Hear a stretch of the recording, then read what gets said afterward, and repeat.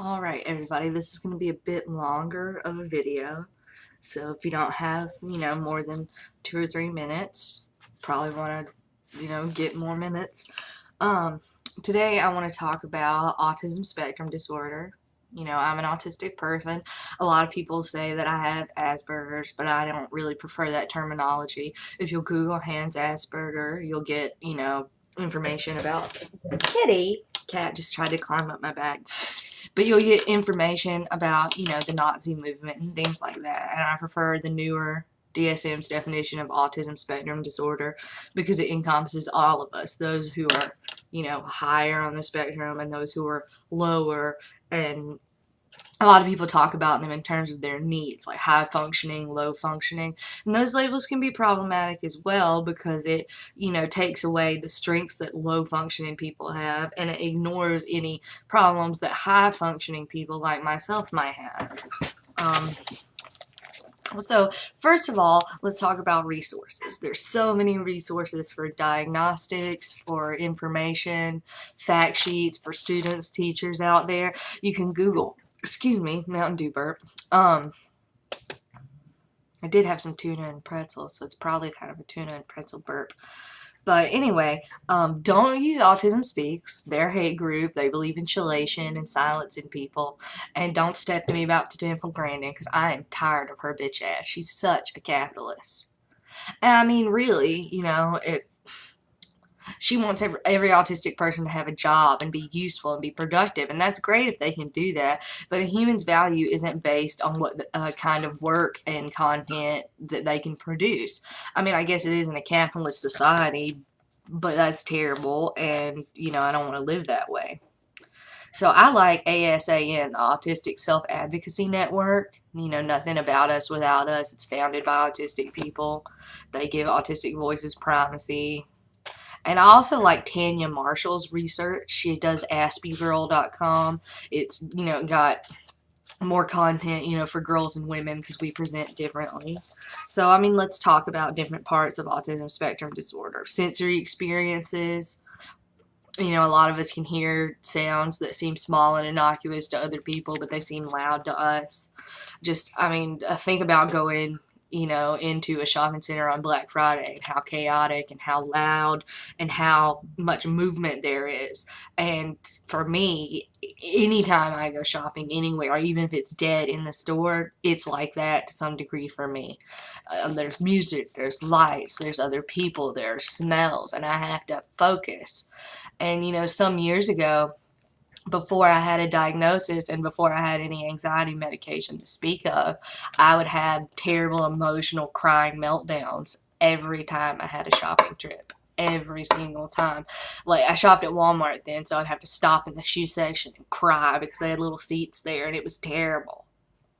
And I could never explain why I was so mad. And the anger was anxiety and fear present. And so now I know that and I can take steps, I know I can tell myself it's okay to go, sit in the car for 10 minutes if you can't handle your shit right now. And sometimes I can't. Autistic spectrum disorder presents in non-standard ways of learning, different ways of coming at the problem. Like me, for instance, if I'm learning anything, I kind of come at it in terms of a science fiction or fantasy novel. World building. In this world, we have dragons. And, think Chronicles of Earthsea or Harry Potter. Or even, a movie like I, Robot, which, is based on an Isaac Asimov novel. So we're still in the same genre. But, you respect the rules of that environment. And always, for me, math was like that. Why do we use this formula here? Why do we do that there? Because, I mean, I might as well be asking, how do these spaceships run in Star Wars? They just fucking do. And, that's how it works. So thinking about it in terms of that helped me to understand it and apply it, like, to the best of my ability. We'll have to get to math difficulties in another video. That's a whole nother animal. Okay, deeply focused thinking in specific subjects. You'll hear a lot of autistics talk about their special interest or SI. And so the typical one for boys is trains, and that's really stereotypical. Not getting down on anybody whose SI is trains, trains are cool. I'm not, super excited about trains. I'm super excited about like the cat spotting page on Facebook, and books and animals and fun recipes and, you know, interesting survivalist technique.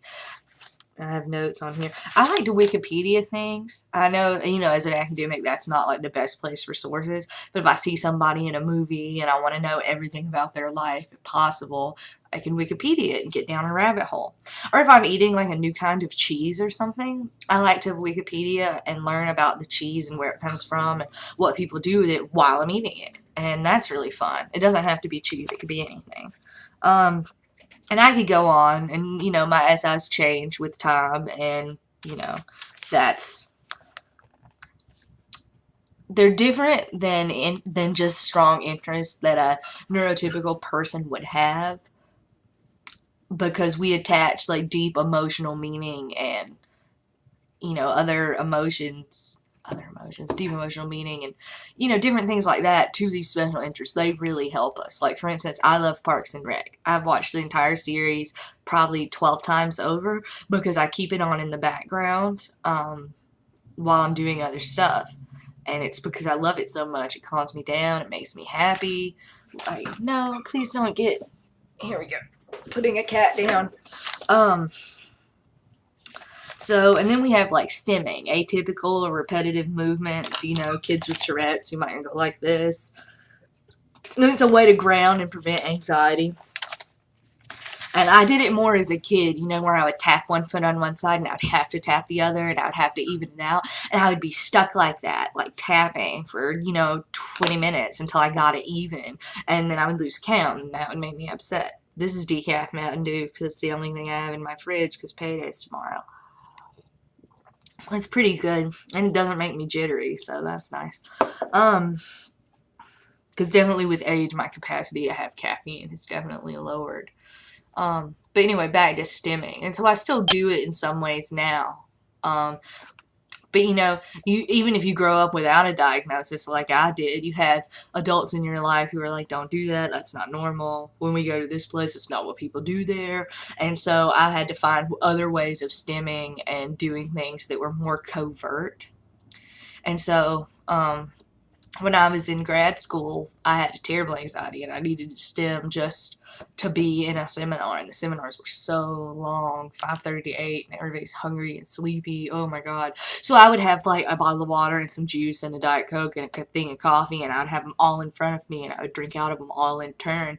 And that focus on that and that kind of semi, you know, permeable barrier, however you want to describe it, helped me to be able to focus on the course content and participate in class discussions. And it was just like a tool to facilitate that, basically. And of course, there are all different levels of ability for people with autism, or autistic persons, however you prefer. For instance, you know, I'm hyperlexic, I'm great at talking. A lot of people just find me eccentric and they don't think that there's anything per se going on. I don't like to say there's something wrong with me because I don't view it as something wrong, and it's definitely not a disease. I don't like when it's grouped in with mental illness because it's not a mental illness, it's a different neurology. So, but you know, there are people who, you know, aren't verbal, but they can do excellent, amazing things in other ways. And there are people who are perfectly functional in society, but then they aren't verbal, like Carly Fleischman. I think it's Fleischman with 2 N's. She's a really interesting person. So back to my list. Need for consistency, routine, and order. Like, that's a big deal for a lot of us. And,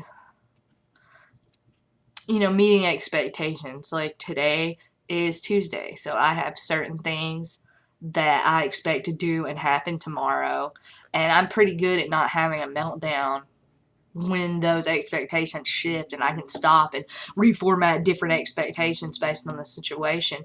But there's sometimes when other stressors are occurring at the same time that expectations are thwarted, and it can cause a meltdown. That is the timer for boiled eggs that I'm going to peel. But yeah, you know, just like any kid needs routine and stuff like that, autistic kids need it even more. and we continue to need it as adults. And then, of course, you have the difficulties in understanding and expressing typical social interactions. We're not, robots. We do have feelings. A lot of us feel so deeply that we can't engage because it's painful. I can't read faces. I have a hard time with social cues and context. If somebody is late for a meeting and they're giving me nonverbal signals, I cannot notice that. Like, I literally cannot. People that know me well can say, okay, I have to go in 5 minutes. You have to go now. And then I go, oh, okay. And then I leave. I've always been like that. I'm not stupid. I've made good grades. I have a high IQ. Even though that's racially and class biased. Superior long-term memory and a weaker short-term memory. Like, I don't remember what I talked about today, but I can vividly remember, like, events from, 20 years ago. And the spiky profile of strengths and weaknesses, someone might not be able to dress themselves